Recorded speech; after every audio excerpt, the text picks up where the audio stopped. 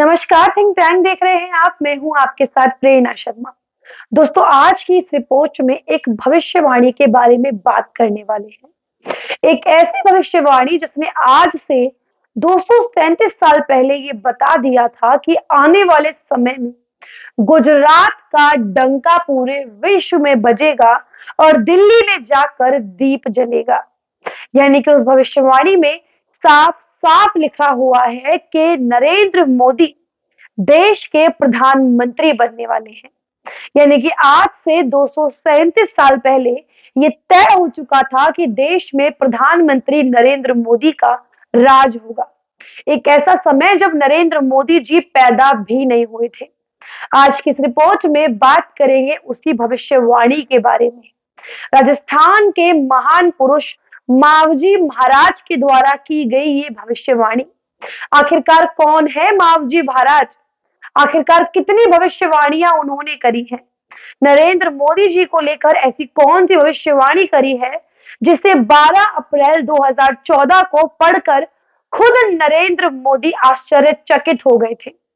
वो समय, आज का समय, प्रधानमंत्री नरेंद्र मोदी जी मावजी महाराज की तपोस्थली वेणेश्वर धाम को दिलो जान से चाहते हैं। आज की इस रिपोर्ट में बात करेंगे 72,86,000 छंदों में लिखे गए 5 बड़े ग्रंथों के बारे में जो मावजी महाराज के द्वारा लिखे गए हैं, जिनके अंदर 72,56,000 से ज्यादा भविष्यवाणी की गई है। आज की इस रिपोर्ट में आपको उन तमाम भविष्यवाणियों के बारे में बताएंगे जो मावजी महाराज के द्वारा की गई और आज सच साबित हुई है। आज की इस रिपोर्ट को अंत तक जरूर देखिएगा, बिल्कुल भी स्किप मत कीजिएगा। दोस्तों, हम एक ऐसे देश में आज रह रहे हैं जहां पर अमेरिका कुछ कर दे, यूके कुछ कर दे, ऑस्ट्रेलिया कुछ कर दे तो पूरे भारत में डंका बजता है। लेकिन ये वही भारत है जहां पर मावजी महाराज जैसे महान संत हुए, जिन्होंने 72 लाख से ज्यादा भविष्यवाणी करी, लेकिन उनके बारे में आज कम से कम लोग जानते हैं, उनके बारे में कोई भी नहीं जानता। आज की इस रिपोर्ट में उन्हीं के बारे में बात करेंगे। नरेंद्र मोदी जी को लेकर उन्होंने क्या भविष्यवाणी करी थी, ये आपको आगे बताएंगे, लेकिन इससे पहले मावजी महाराज के बारे में मैं आपको बता दूं। दोस्तों, मावजी महाराज को मानने वाले लोगों की संख्या राजस्थान में बहुत ज्यादा है। मावजी महाराज ने आज से 237 साल पहले 5 बड़े बड़े ग्रंथ लिखे थे, जिनके अंदर 72,86,000 छंदों से वह लिखे गए थे। इन ग्रंथों को बांस के कमल से लिखा गया था, बांस के कलम से लिखा गया था।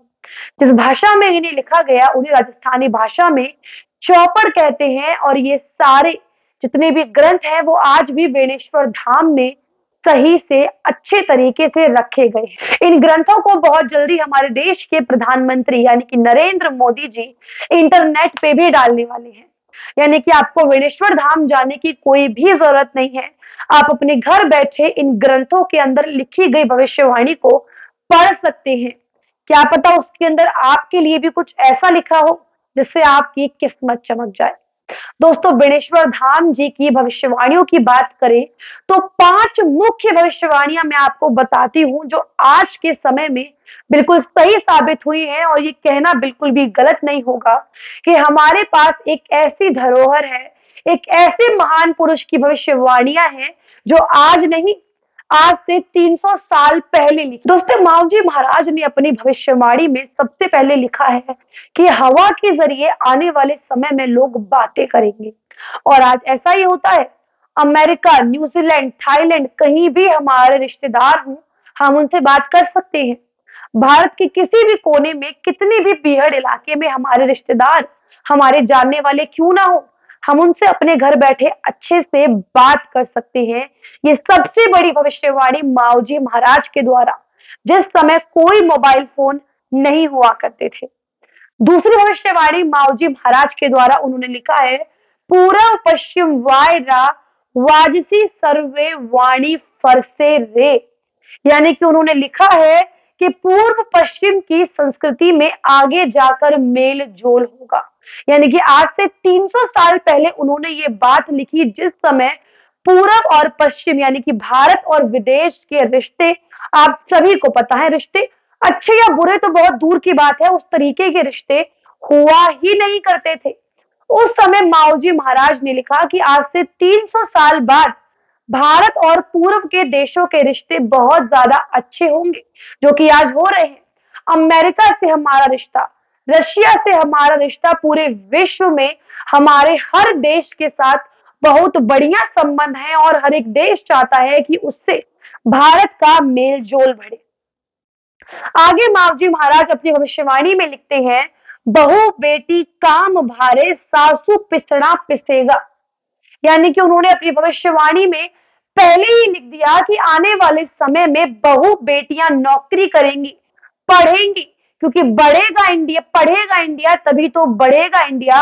और जो सास घर की पहले उन पर हुक्म चलाती थी, आज वह पूरा पूरा साथ देंगी अपनी बहू और बेटियों की शिक्षा में, और आज ऐसा ही हो रहा है। इसमें बिल्कुल भी सोचने वाली बात नहीं है, क्योंकि आज के जमाने में बहू और बेटियों में कोई फर्क नहीं किया जाता। इसके साथ मावजी महाराज ने अपनी अगली भविष्यवाणी में लिखा है, चार जुगना बंधन तोड़ी जुगना भगत तारया। यानी कि 4 युगों से चले आ रहे जाति और धर्म के जो बंधन है, जिन्हें पहले लोग बहुत ज्यादा मानते थे, ये नीच कुल है, ये ईच कुल है, ये ऊंचा कुल है, हमारे कुएं को मत छुओ, हमारे नलों को मत छुओ, हमारे बर्तनों को मत छुओ। लेकिन आज ऐसा बिल्कुल भी नहीं है। आज इंटरकास्ट मैरिजेस होती हैं, बच्चे स्कूलों में अमीर हो, गरीब हो, नीच हो, ऊंच हो, सबके साथ पढ़ता है बिना जाति या धर्म के भेदभाव के। हमारे वर्क प्लेस पे हर जाति धर्म के लोग आते हैं, लेकिन किसी के साथ भेदभाव नहीं किया जाता। कोई भी कॉम्पिटिटिव एग्जाम हो, सभी को पूरा मौका मिलता है, किसी के साथ भी भेदभाव नहीं किया जाता। तो ये कुछ बड़ी और मुख्य भविष्यवाणियां जो मावजी महाराज के द्वारा की गई। और सबसे बड़ी भविष्यवाणी जो मावजी महाराज के द्वारा की गई वो थी ग्लोबल वार्मिंग की, ग्लेशियर पिघलने की। उन्होंने अपनी भविष्यवाणी में लिखा है कि आज से 300 साल बाद धरती का कलर तांबे जैसा हो जाएगा और तांबे की तरह तपेगी ये धरती, जो कि आज हो रहा है। गर्मी इस कदर बढ़ गई है, ग्लोबल वार्मिंग इस कदर बढ़ गई है कि ग्लेशियर्स पिघलने लगे हैं। प्रकृति अपनी चरम सीमा पर पहुंच चुकी है, और कब प्रकृति प्राकृतिक आपदा में बदल जाती है कुछ भी नहीं पता लगता। ये तमाम बड़ी मुख्य भविष्यवाणियां मावजी महाराज के द्वारा की गई है। लेकिन अब बात करते हैं सबसे बड़ी भविष्यवाणी के बारे में, जो मावजी महाराज के द्वारा नरेंद्र मोदी जी के लिए की गई, जिस भविष्यवाणी को 12 अप्रैल 2014 को खुद नरेंद्र मोदी जी बेणेश्वर धाम में पढ़कर आश्चर्यचकित हो गए थे, जिन्होंने मंच के द्वारा इस भविष्यवाणी को पूरी जनता से पूरे भारत के साथ साझा किया था। ये वो समय था जब नरेंद्र मोदी जी गुजरात के मुख्यमंत्री थे, लेकिन ठीक 1 महीने बाद वह देश के प्रधानमंत्री बन जाते हैं, क्योंकि ठीक 1 महीने बाद चुनावों का परिणाम आया और नरेंद्र मोदी जी देश के प्रधानमंत्री बन गए। नरेंद्र मोदी जी की बेणेश्वर धाम को लेकर निजी आस्था बहुत ज्यादा है। तो चलिए अब बात करते हैं 237 साल पहले की गई नरेंद्र मोदी जी को लेकर भविष्यवाणी के बारे में। सबसे पहले मावजी महाराज लिखते हैं, गुजरात नो डंका बाजे रे महाराज। इसकी व्याख्या मैं आपको आगे बताऊंगी, लेकिन इससे पहले बता दूं कि उनकी पूरी भविष्यवाणी में उन्होंने लिखा क्या। आगे मावजी महाराज लिखते हैं, मावजी वाणी बोले हैं महाराज, जातु धर्म पास आवेगा, धर्म निभाते सालेगा महाराज। बेड़ेश्वर रो बेड़ को रसाए महाराज, दिल्ली ना दीवो जगाए महाराज। यानी कि अधिक लोग समझ गए होंगे जिन्हें मारवाड़ी भाषा आती होगी। मावजी महाराज पहले लिखते हैं कि गुजरात रो डंको बाजे रे महाराज। और हम सभी जानते हैं प्रधानमंत्री नरेंद्र मोदी जी के प्रधानमंत्री बनने से पहले जब यूपीए की सरकार थी, लेकिन हर साल गुजरात को अवार्ड मिलते थे। गुजरात एक अलग लेवल सेट कर चुका था, गुजरात सबके लिए आइडल बन चुका था। गुजरात सभी के लिए रोल मॉडल बन चुका था। गुजरात में कितने बदलाव नरेंद्र मोदी जी ने किए, ये हम सभी ने देखा। जातु धर्म पास आवेगा, धर्म नी बातें सालेगा महाराज। यानी कि हर जाति हर धर्म के लोग पास आएंगे, सभी मिलकर देश के लिए काम करेंगे और देश में आगे बढ़ेंगे। जाति और धर्म के भेदभाव सब खत्म हो जाएंगे, जैसा कि हम सभी देख रहे हैं।